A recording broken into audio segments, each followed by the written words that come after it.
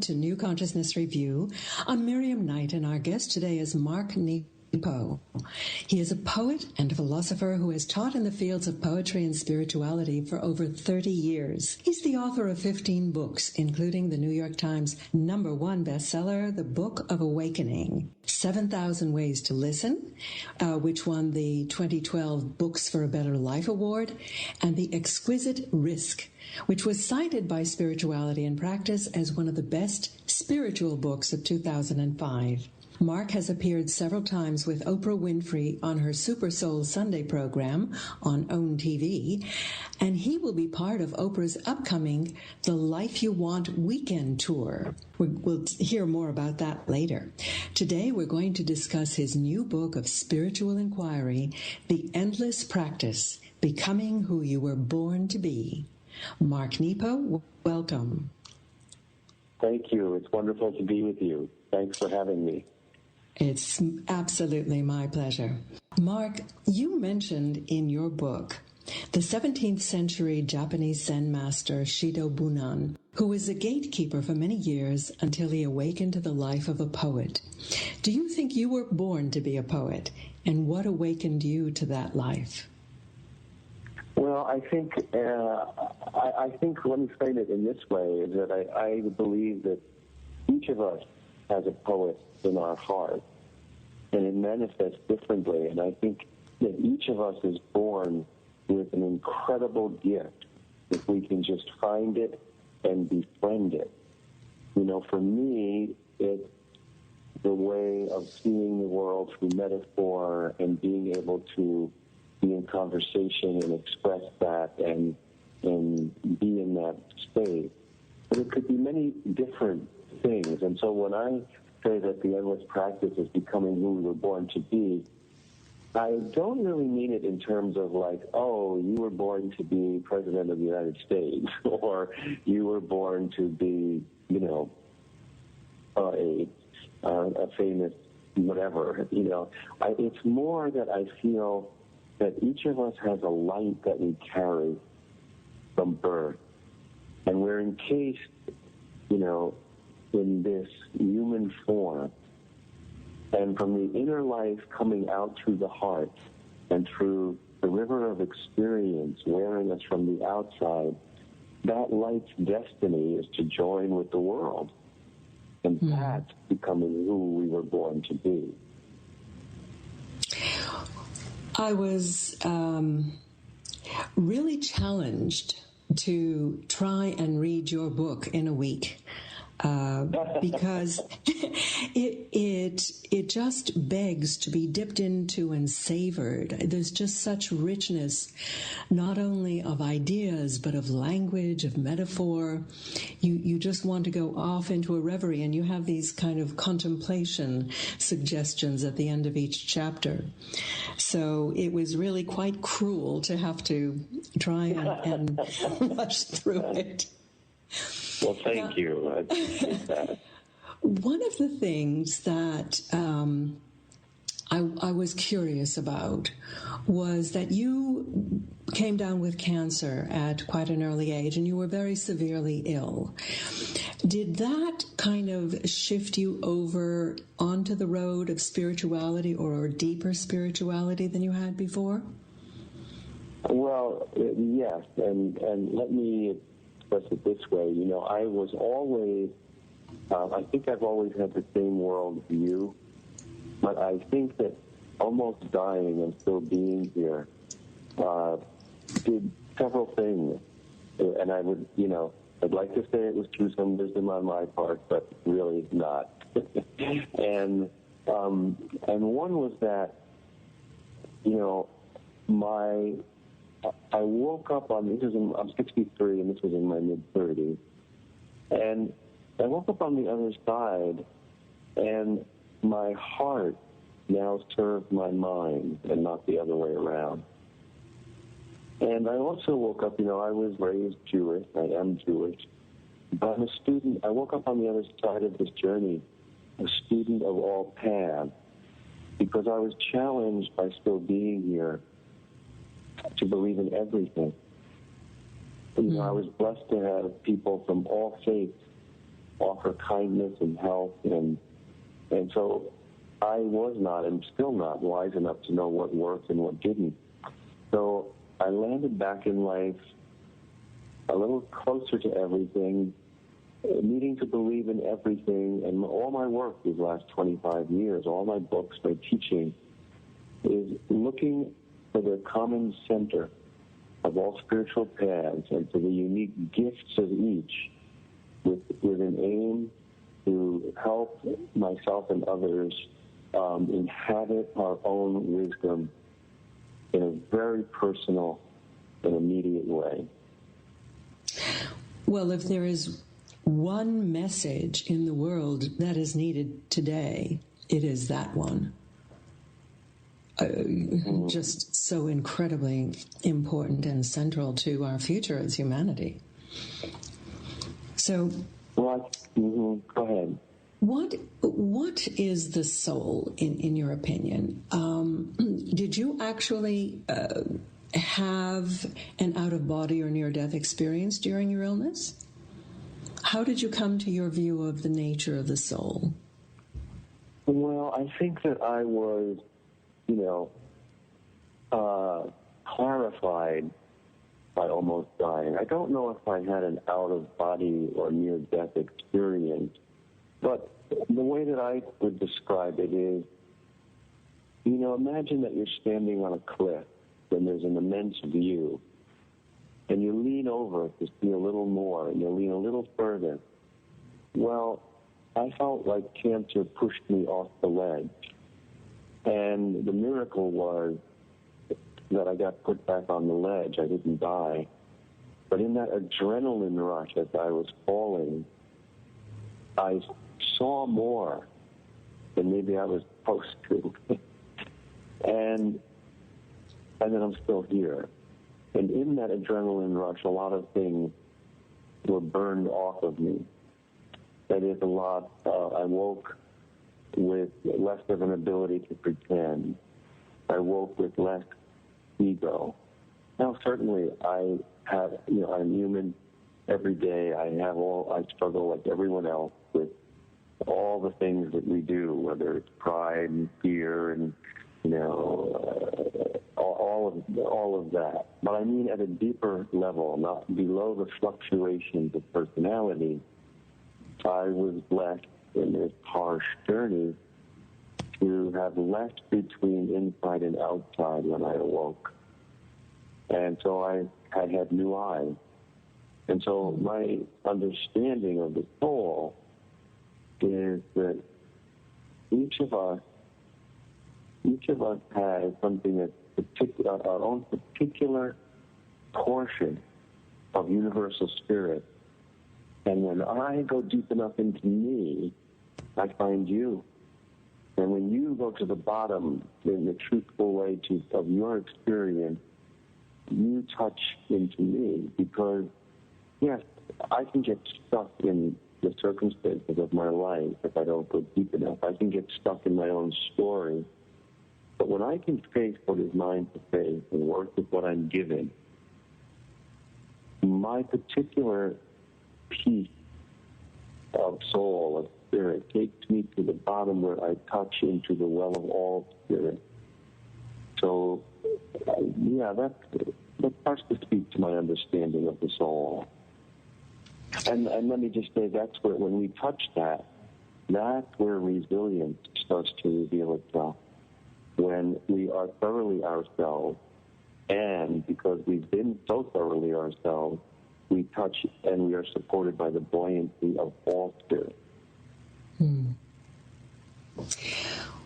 Will you speak to the human condition in all of its ramifications and manifestations? And you relate the myth of Sisyphus at the start of your book. How does that illustrate what you would call, I guess, the endless practice of living? Could you say that again, Miriam? What's the question? The myth of Sisyphus, rolling the ball. Oh, yes, Sisyphus. Thank you. Yeah, I have a hearing aid, so every once in a while I may need to ask you to repeat something, so thank you. So yes, so the myth of Sisyphus, this is in most of these stories, let's say, too, right up front. Myths began, I believe, in all cultures out of particular circumstances and situations, and because they carried such meaning, they became universal and they're passed down. But we have our own personal mythology in our own lives to recover. But let's go back to Sisyphus. Sisyphus was a very harsh and cruel person. He was a really despicable king who created fear in everyone around him, and who really stole, created ways to steal everything he could from people who traveled through his kingdom. And so he was going to be punished by the gods and so Zeus sent Thanatos, the face of death, to take Sisyphus to the underworld, where he would need to essentially be in a captivity. And Sisyphus was so clever that he outwitted Thanatos, and he put him in the prison. So this so angered the god that and now, without death around, old people couldn't be relieved of their suffering and die, and no one could make sacrifices. And all the gods were very angry, and now collectively they made life so miserable for Sisyphus that he begged to die and couldn't, and he had to release Thanatos to rebalance life. So what I imagine when I hear that story and what I write about is, that's half of the human story. But if we can imagine the opposite, if we can imagine that Sisyphus was his better self, that he was a kind king who helped people along the way, and that the gods were so moved that they wanted to reward him. So if we go back to the other side of that, we know that the punishments for Sisyphus through eternity was that he was to roll a rock up a hill endlessly, forever. That's a different kind of endless practice. But if we imagine the other side, when we imagine the part where Sisyphus was a kind king, that he was given the task, the reward, to roll a ball of light up the hill, spreading kindness and warmth with each roll, and that he would do that forever. And so, the truth about all these myths is that we are both of these. We are the dark Sisyphus and we are the light Sisyphus. We have the capacity to be cruel and impose fear, and we have this immense capacity to give of ourselves and to be kind and spread light. So what has struck me and what I learned from being with this is that we are often, we go through our days and we work the task and we love the light. If we could just get through the task and be in the light. But I think the real lesson is to love the task and work the light. When we can love what we're doing, it doesn't mean that things aren't tedious or that sometimes things are annoying. But when I can accept that this is part of what I have to do, I have to do the dishes to move through time.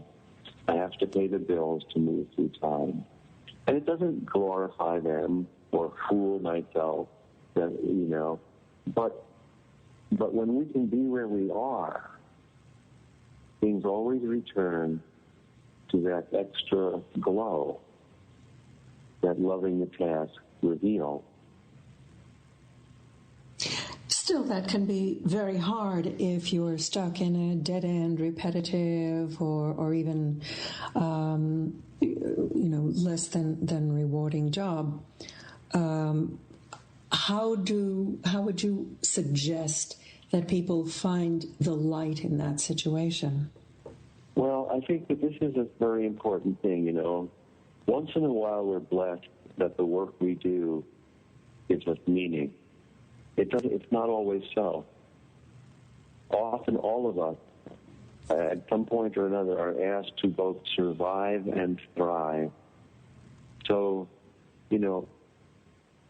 the finding the space in which our soul can breathe fully is our career. Where that happens, which might change, is our occupation. So, I've had jobs throughout my life. Right now, I'm blessed that I can write and teach and speak full time. But certainly it wasn't that way always. And so I think that, who we are, the soul just wants us to be as alive as possible. And through that, we find the work we're meant to do. But it doesn't mean that what we do to pay the rent will always have meaning. What has meaning is the integrity of heart that we bring to whatever situation we're in.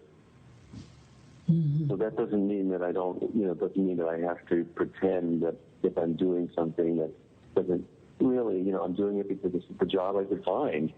Well, that's fine. That's the truth of it. And we don't need to pretend or mask that truth. But how I move through that is what gives meaning. Mm-hmm. That's what allows my heart to breathe. I suppose the analogy is in sportsmanship. It's not the end result; it's how you play the game. Well, yes, I think that's very true, because the truth is, and I think this is, I think almost dying has helped me with this, is that we're not going anywhere. It doesn't mean that we can't help each other. I mean, I think, we're not, for all of our dreams and our ambitions and our goals, yes, we can try to make the world in our time a better place. We can help each other along the way, but there's nowhere to go. There is no there. There's only here. And that's part of the endless practice, is remember, there's 1,000 things every day pull us out of here to over there. And the part of the endless practice is always returning to here, always returning to where we are. Yes, there's such a temptation to feel that I will start living when I get to this point, when I have this kind of a job, when I have a partner, when I have a good house or whatever. And life goes by and you turn around and you haven't lived it. Now, you describe... Sorry, please go on. No, go right ahead. Go ahead. No, I was going to change the subject. If you had a comment coming back, please. Well, just that, we are all, regardless of the details, which are all very important, we're all challenged with these deeply ordinary, mystifying things, and that is, to live well in the face of death and to love well with the time we have. And nobody does it the same way, but everybody does it, and that's what an archetype is, which Carl Jung gave us that understanding. But that's what an archetype is. Everyone goes through this, and no two people do it the same way. And that is our charge, to live well and love well, and to be in conversation about what that even means. It reminds me of Rabbi Hillel, who said to the man who said, "I will convert to Judaism if you can teach me the Bible while I stand on one foot." And he said, basically the golden rule, don't do to others what you would not have them do to you. The rest is commentary. So in a sense, what you've just said is the essence of living well, and all the rest of your book is commentary. Mark, you described practices. Why are practices important? Well, practice is how we stay immersed and close to life. Yes, I mean, one of the rewards, of course, the surface reward and very valuable reward for practice is that we get better at skills. But the real reward for practice is that we get so immersed that the moment of practice sometimes disperses into actual life itself. You know, practice is always for something. You know, athletes practice for the game, for the aliveness of the game. But when we practice, it's the immersion that brings us into the oneness of things. So let me share a very quick story and then a personal learning about practice. The story is that a monk is meditating in a temple. He's very experienced, and he hears this irritating scrubbing nearby, and he knows, okay, all the noises are part of the meditation, and, he tries to not be disturbed, but he is. He's annoyed and he can't concentrate. And he looks over, and across the way is another monk who is scrubbing the tiles of the temple floor. Well, he goes over and he says, "What are you doing?" And without looking at him, the monk who's scrubbing says, "I'm scrubbing the tiles of the floor until they turn into a mirror." And the monk who was meditating says, you can't do that. It will never turn it. You can't scrub it into a mirror. And without looking at him, he says, any more than you can meditate to enlightenment. And it doesn't mean that we don't practice. It doesn't mean that we don't meditate or that we don't scrub the tile. But it's the immersion that makes us clear, not the tiles, that makes us clear. So let me share this personal story, which, my father, who passed away last September at 93, and he was a master woodworker, and he loved ships, and he built a sailboat, and he would make 2-scale model sailboats of famous racing ships. You get the blueprint. And I remember as a boy sitting on the, maybe I was 10 or 11, sitting on the basement steps, and he didn't know I was watching him. And he would be immersed for hours, putting small pulleys and small ropes into place on this model sailboat. And he taught me, he didn't know he was teaching me, and I didn't know I was learning. And he taught me about the secret life of detail. So when he was that immersed, he was, for the moment, he was in the place of everyone who ever built a boat in the history of the world. And he was in that stream. And when we can be that attentive and wholehearted and present in our love, we are in the moment of everyone we ever loved. And when we can feel and be, not drown in our pain, but attend our pain with that kind of wholehearted, holding nothing back, we suddenly are in the stream of everyone who's ever been hurted. And that company, as I mentioned earlier, now we are in the buoyancy of all of humanity, of all souls. And we are buoyed by it. We are lightened by it. We are made resilient by it. So that's the reward of practice beyond getting more skillful in the surface world. That kind of expansion of the heart where we feel at one with the stream of humanity who has engaged in that particular practice is so difficult to do. One of the things that we are challenged with is the fear of trusting, is fear in general. Tell us about the temptation of fear. How do we deal with that? Well, I think that, this hinges on it's hard to do. We don't do it. If we open our heart, great love and great suffering will bring us there. It's our resistance. And yes, this couches around fear. Well, I think fear gets its power from not looking. Fear gets its power by us feeding it. It's very natural. Fear is something we will never be rid of. That's not the goal. The goal is to be in relationship with our fear, so it is right-sized, so it's not running the show, so that the fear is in us and we're not in the fear, drowning in it.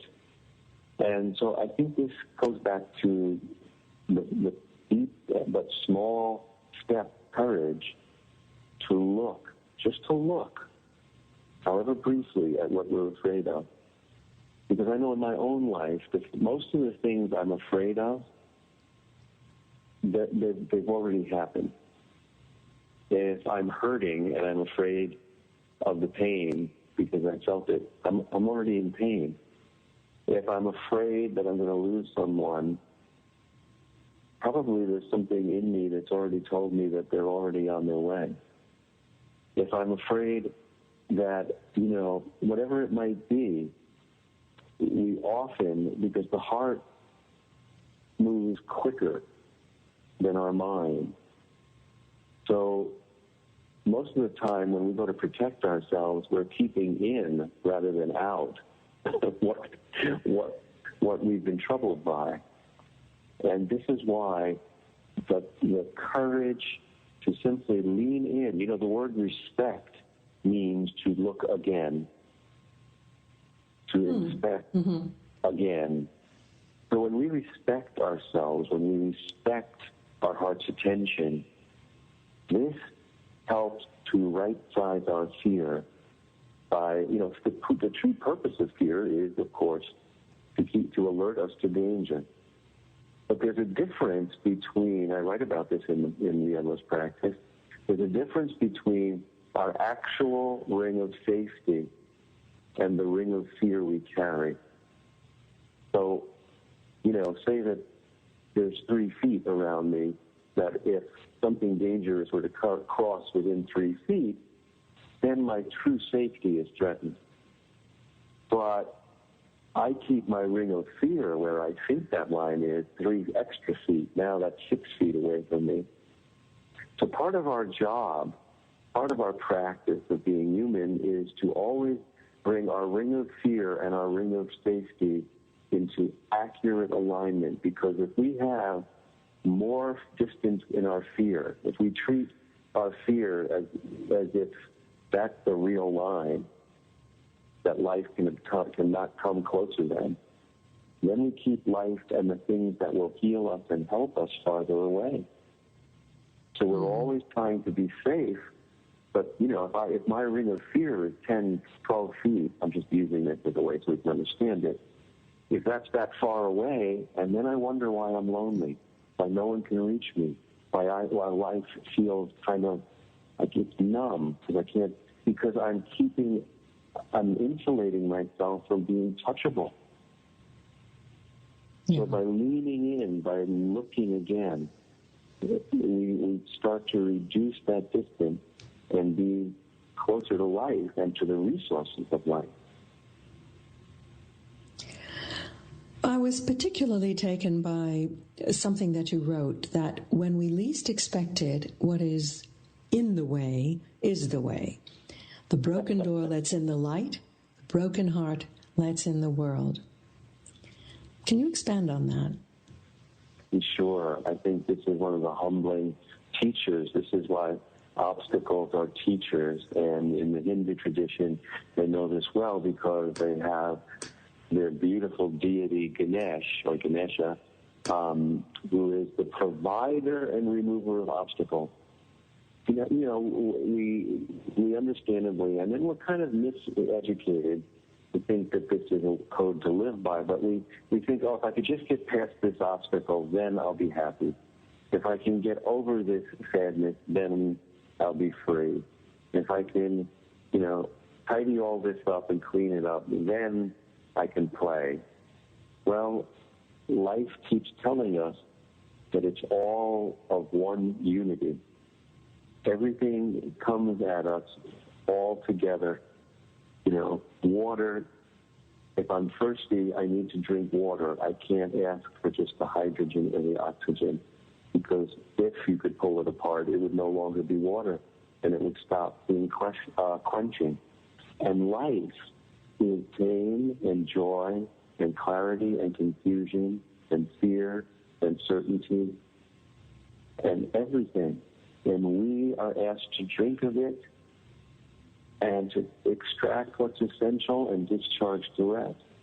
And it seems that whatever it is that we believe in that's larger than us, whatever name we give to it, life has been made just hard enough that we meet each other so that it can ensure the journey of love. So all of this is beautifully interwoven and inseparable. And so, the mind, which is a great tool, but the mind by its nature tries to sort and prioritize. But the deepest meaning of life, the deepest experience of life comes from the heart letting everything, absorbing everything and integrating it, not sorting it and separating it. And over time, over a lifetime, I know for me, I've been asked in the second half of my life to absorb and integrate more than to sort and separate. Yes. You talk about the courage not to waste our gifts. What does it mean to have a gift? Well, a gift is what we are born with a light. We are born with a spirit, and it manifests in everything we touch. But we have to find where we come alive the most. And through that aliveness, now it's earth. Mechthild, who was a medieval female mystic in Germany in the Middle Ages, she said that, birds do not fall from the sky and fish do not drown in water, that each creature must find its God-given element in which it can live. Now, for birds and fish and animals, it's pretty clear what their element is. But for human beings, part of our journey is that we have to discover what that element is. We're the only creatures that, if we don't open our hearts and be present, we can walk around like the Walking Dead. So, but we also, the majesty of spirit and the miracle is that in any moment, we can come back alive. There's a small poem of mine called Practicing that goes like this. As a man in his last breath drops all he is carrying, each breath is a little death that can set us free. So at any moment, as hard as it seems, we can look again, respect the gift we were born with, and put down what's in the way once it's taught us what we need to learn. Why do you think you embarked on the role of the path of the poet? How did that touch your soul? Well, I think that I was born that way. I think that was my God-given element. I don't think I made a choice. I mean, I certainly made a choice whether to follow it or not, but I didn't choose it. I was born, even as a child. Now, as I look back, I had no language for it. I didn't know what it was. But the world, everything larger than us, God, Tao, whatever you want to call it, nature, the universe, spoke to me through metaphor. So when I was alone, even as a child, I was not alone. And I was always in conversation, listening to the things around me. And, then when I was in high school and, the first woman I fell in love with, broke up with me and broke my heart, another archetype. And, I didn't have any, I wasn't a loner. I had lots of acquaintances, but I didn't really have any real deep friendships until I went to college. So at that time, I started writing because of a broken heart. And as I started to heal, I realized, I wasn't just talking to myself. I had begun, through the crack in my heart, a conversation with the universe. And so I stayed in conversation. And, the writing, the poetry is the trail of that conversation. It's how I stay centered, how I learn, how I stay grounded in the mystery. Mm-hmm. Even this prose book, The Endless Practice, is very poetic. You that's the way you think. That's the way you visualize it. Yeah, thank you, because I know that, the publishers put them on their notes again about sorting, right? They put this book is poetry, and that one is nonfiction, and this one is spiritual inquiry. And to me, it's all a river of poetry. It's just, poetry isn't about whether it's in stanzas or paragraphs. Poetry is the unexpected utterance of the soul. Poetry is the gift of vision and perception. And so it is the way I think, it's the way I breathe, it's the way I try to, and this is what's important in all art, but especially the written word. The only things worth writing about are the things that can't be said. Mm. And so we just, there's Buddha. One of the many beautiful stories about Buddha is he was talking to his students, his disciples, and although he wouldn't have called them disciples, but he said, my teaching, they're like fingers pointing to the moon. Don't get distracted by my fingers. Mm-hmm. It's the moon. It's the moon. And, for all that I put into these books, for all that any artist puts into what they're creating, they're all fingers pointing to the moon.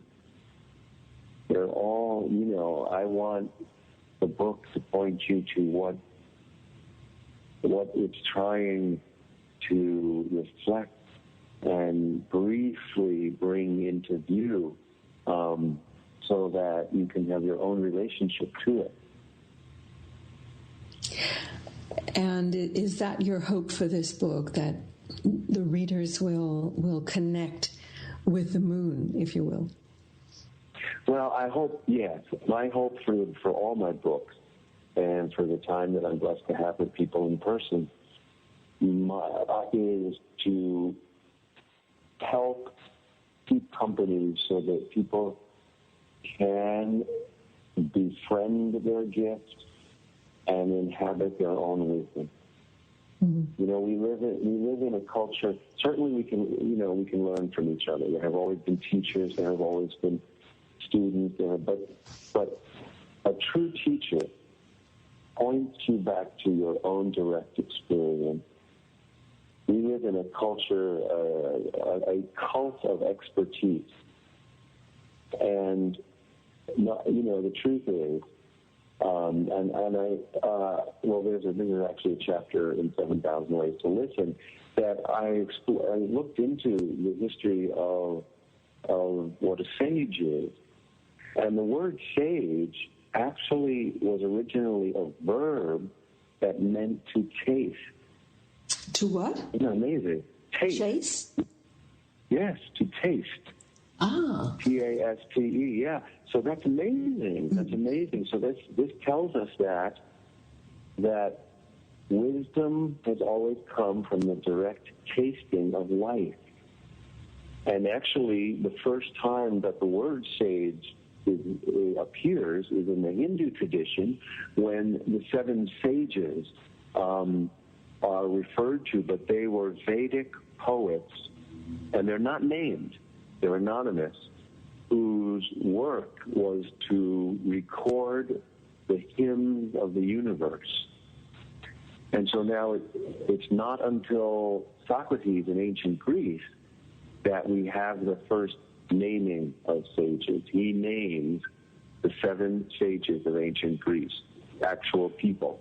And as soon as Socrates does that, which is kind of comical but very instructive, what starts to happen? Everybody stops tasting directly, and they all start arguing about, well, why 7? I thought it would be 10. Or, well, you left out Harry. How could you leave Harry out? And so as soon as we get one step away from the direct tasting, the verb turns into a noun. Mm. And this is very instructive about how do we move through fear when in the endless journey of fear, we stay a verb when we become a noun. We keep seeing and feeling and hearing and tasting, and this is the role of compassion. The heart keeps loving. Because even though the life of feeling is difficult at times, it's only moving through the life of feeling that we enter into compassion. And compassion is not just love for another's journey. The bond of compassion gives us an experience of oneness that is strengthening. Well, I can certainly understand how Oprah Winfrey was so taken with your work. Tell us about this weekend you're doing with her. Oh, well, thank you so much. It's a blessing. And, well, Oprah, which is only Oprah could do, I think, in our time, she is trying to take this conversation, this conversation, the type of conversation we're having, the conversation that's in the book, it's not just my work, but other people's work, and trying to move it out in the world. So she has said, let's try it. Let's have this conversation where rock concerts happen. Let's have it in arenas, and because she believes, and it's appearing so, that people want this conversation, and these places are being sold out. And so I've been kindly asked to be one of 5 teachers that will join her, and there's an 8-city tour, and I'm going to be a part of 4 of the cities, where we will be talking about all these things with people live on how to live the life you want. And implicit in that is that you already have it. You already have that gift, that light. Everybody does. And how do we help each other be who we are, be who we're born to be? That is just such a wonderful commentary on the conscious awakening that's happening. I mean, that not only that Oprah would be doing it, but that it would be sold out in all of these venues. So you're also involved in a film, if I understand correctly. Yes.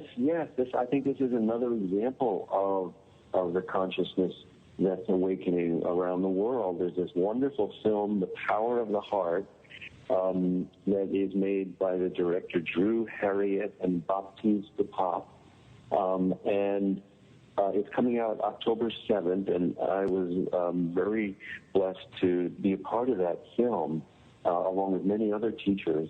And it's very, I haven't seen the whole thing yet, but I've seen parts of it, and it's very compelling and empowering in a deep way. It's exciting that this is also happening at this time. That's fantastic. And I think at the same time you have this CD set coming out with Sounds True. Yes, I know, you work for years and never dreamed that all these things would happen in the same season. But yes, I have just in the next week or two, I have recorded a 6-CD box set with Sounds True, a wonderful, wonderful company. And it's called Reduced to Joy, and it's the journey from our head to our heart, in which I use the poems from my book of poems, Reduced to Joy, and from some other books, to chart a journey where the poems are the teachers. Each track is talking about how the poem appeared, I read the poem, and then I unpack the teaching of the poem in a way that speaks to our common journey. And it was really, I learned a great deal by doing this. And it was a real wonderful experience. I'm very excited that it's coming out. Well, it's interesting that one of the common themes is the heart. That was the theme of the movie as well. Absolutely. Can you kind of put into a beautiful nutshell what is the role of the heart in this time? The heart is the strongest muscle we have. The heart is, how fish have a gill that allows them to breathe by extracting the oxygen, what's essential. That our heart is our gill. And through inhabiting our heart, we get to feel eternity. Through the mind, we can glimpse and grasp eternity, but it's through the heart that we get to feel not only our life, but all other life. And the kind of spiritual electricity of that, whenever it happens, makes us glow, makes us fully alive. And that's what we're here to do, to be fully alive. Yeah. Well, this has been a wonderful experience, Mark. Thank you so much for being with us today.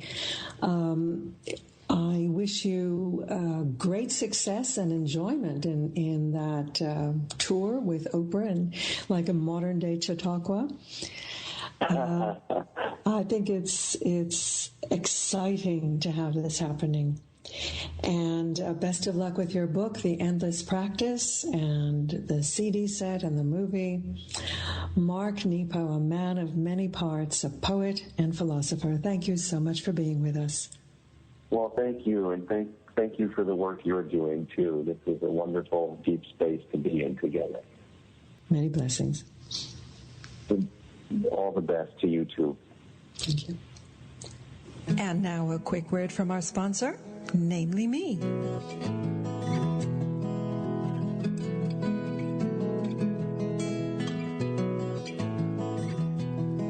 Has the universe been trying to get your attention?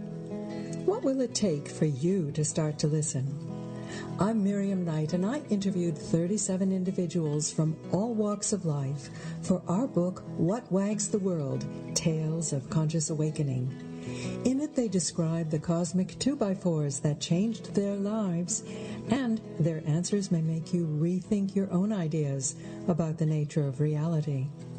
Coming in September, but available for pre-order now on Amazon and Barnes & Noble, or ask for it at your local bookstore. What Wags the World? Tales of Conscious Awakening.